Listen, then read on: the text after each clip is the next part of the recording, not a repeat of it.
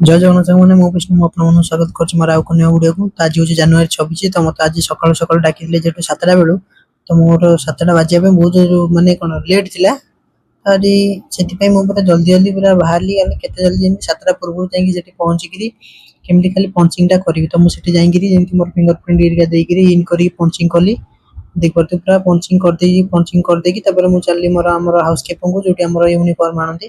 ତ ମୁଁ ସେଠୁ ୟୁନିଫର୍ମ ଆଣିକି ଫଟାଫଟ ମୁଁ ମୋର ଚେଞ୍ଜ କରିଦେଲି ଯେମିତି ମାନେ ଯେହେତୁ ଲେଟ୍ ହେଇଯାଇଥିଲା ମୋତେ କହିଥିଲେ 7ଟା ବେଳୁ ଆସିବା ପାଇଁ। ତ ମୋର ମାନେ 6ଟା 40 ବେଳକୁ କମ୍ ସେ କମ୍ ମୁଁ ବାହାରିକି ରେଡ଼ି ହେଇନଥିଲି। ତାପରେ ମୁଁ ଫଟାଫଟ ୟୁନିଫର୍ମ ଚେଞ୍ଜ କରିକି ମୁଁ ଚାଲିଲି ପୁଲ୍ ସାଇଡ୍‌କୁ। ତ ପୁଲ୍ ସାଇଡ୍‌ରେ ଆପଣଙ୍କର ପୁଲ୍ ସାଇଡ୍‌ର ଭିଉଟା ଦେଖିପାରୁଥିବେ ମାନେ ଆମର ଜାନୁଆରୀ 26 ପାଇଁ ପୁରା ଫୁଲ୍ ଡେକୋରେସନ୍ କରିଥିଲା। ତାପରେ ମୁଁ ମୋର ଆମର ଯେମିତି ହାଉସକିପିଂରେ ଯୋଉ ଡେକୋରେସନ୍ ଥିଲା ଏଇଟା ଥିଲା ଆମର ଇଣ୍ଡିଆ ମ୍ୟାପ୍ ଥିଲା।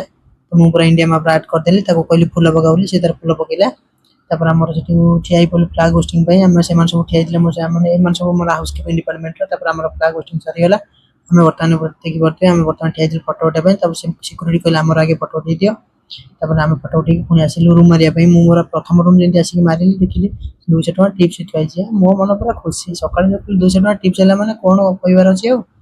ତାପରେ ମୁଁ ପଳେଇଲି ଖାଇବା ପାଇଁ। ଖାଇ ଖୁଇକିରି ଆସିଲା ବେଳକୁ ମାନେ ବହୁତ ଜୋରେ ନିଦ ଲାଗିଲାଣି। ଭାବିଲି କି ଆଜିକି ଆଉ ରୁମ୍ ମାରି ପାରିବିନି ବୋଲି। ତାପରେ ଭାବିଲି ନା ଆଉ ଟିକେ କଷ୍ଟ କରିଦିଏ। ତାପରେ ଯେତେ ଜଲ୍ଦି ରୁମ୍ ସାରିବି ସେତେ ଜଲ୍ଦି ରୁମ୍‌କୁ ପଳେଇବି। ମୋତେ କହିଥିଲେ ଜଲ୍ଦି ରୁମ୍ ସାରିଦବୁ ତାହେଲେ ପଳେଇବୁ। ତାପରେ ମୁଁ ଫଟାଫଟ ମୋ କାମ ସାରିକି ମୋ ରୁମ୍‌କୁ ବାହାରିଗଲି।